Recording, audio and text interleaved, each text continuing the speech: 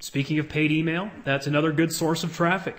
And of course, I'm not talking about spamming or buying a bunch of email addresses.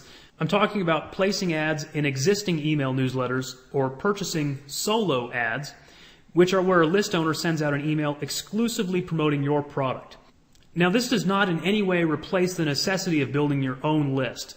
I recommend building your own list. That's why we spent 12 lessons talking about it. Okay, so your own list is your best source of traffic, but using paid email can be a good way to build your list or to reach beyond your list to expand your promotion. And generally, whenever I do use paid email, I send those visitors to a squeeze page and use it for list building. After all, if you're going to pay to send an email to someone else's list, why not just capture those people to your own list?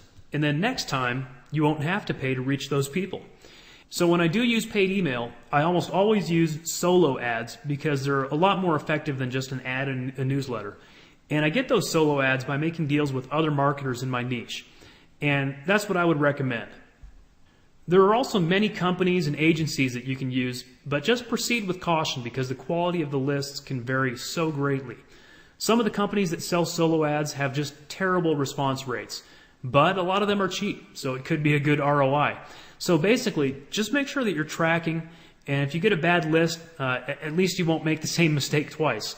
I was going to list several companies that offer solo emails, but I just don't feel comfortable with that because if you get accused of spamming or something, I don't want you to point your finger at me, all right? Because I don't necessarily recommend these companies. I'm not saying not to do it. It can be a good source of traffic. I'm just saying you can search for solo ads on your own and do your own due diligence.